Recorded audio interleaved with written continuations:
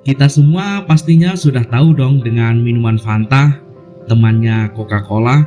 Ya, karena ia selalu dijual bersebelahan atau dalam satu kulkas yang sama. Coba deh kalian perhatiin di Indomaret atau supermarket lainnya. Pasti Coca-Cola, Fanta, Sprite selalu dijual bersama. Produsennya pun sama, yaitu Coca-Cola Company. Lalu kemudian timbul pertanyaan kan, kenapa Fanta yang merah kok nggak disebut Coca-Cola rasa stroberi saja? Yang hijau disebut Coca-Cola rasa apel. Kan enak, lebih mudah. Kenapa kok malah pakai nama sendiri? Alasannya apa sih? Terus ceritanya gimana itu berdirinya Fanta? Lalu apa hubungannya dengan Coca-Cola? Nah, daripada penasaran, yuk kita bahas di True Story kali ini. Semua berawal dari tahun 1929, Max Kate, seorang pengusaha asal Jerman, membuka pabrik Coca-Cola, minuman yang berasal dari Amerika. Nah, Max Kate ini sangat piawai menjual produk Coca-Colanya.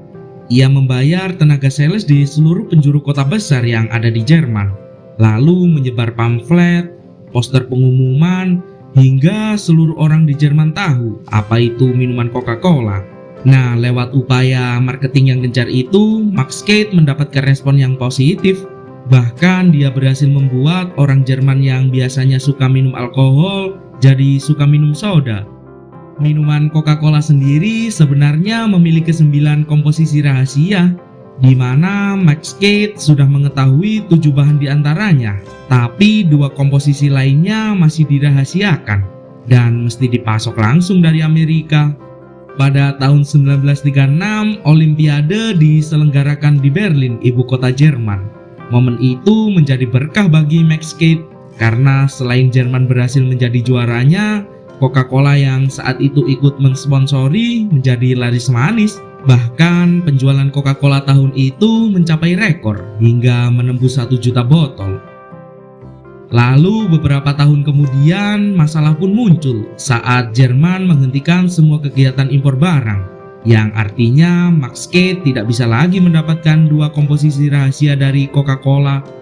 Keadaan menjadi lebih buruk lagi manakala pasokan bahan baku untuk 7 komposisi yang biasa ia buat malah tidak tersedia. Bahan-bahan itu diambil oleh Jerman sebagai bahan untuk persediaan medis rumah sakit. Karena saat itu banyak sekali jatuh korban akibat Perang Dunia II.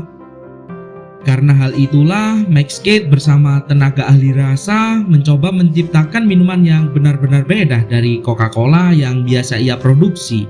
Tapi setelah dicoba beberapa hari, hasilnya sangat mengecewakan. Tapi Max tidak mau langsung menyerah. Ia mencoba lagi dan lagi, mengganti bahan baku dan mencari bahan lainnya yang bisa ia gunakan untuk minuman barunya. Pada akhirnya, setelah rangkaian percobaan rasa, minuman itu pun jadi enak. Lalu pada tahun 1940, pabrik Max Kate pun mulai beroperasi. Tapi tentu saja yang ia produksi bukan minuman bermerek Coca-Cola. Nah, saat itu ada yang menarik nih. Kejadian yang melatar belakangi ditemukannya nama Fanta. Jadi saat itu Max Kate kebingungan kan mau dikasih nama apa untuk minumannya ini.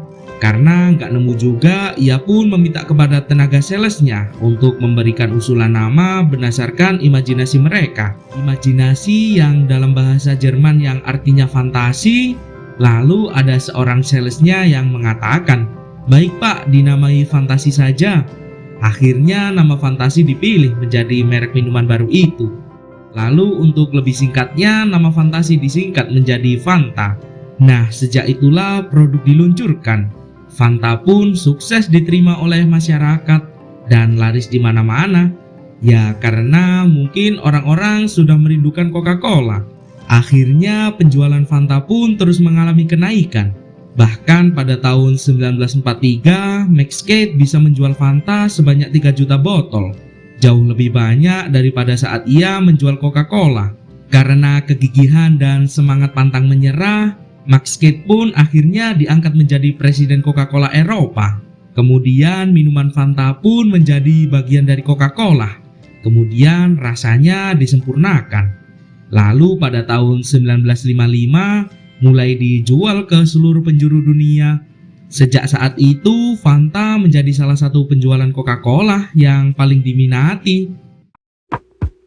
Nah, demikian video yang bisa saya sampaikan. Semoga menghibur dan menambah pengetahuan kalian.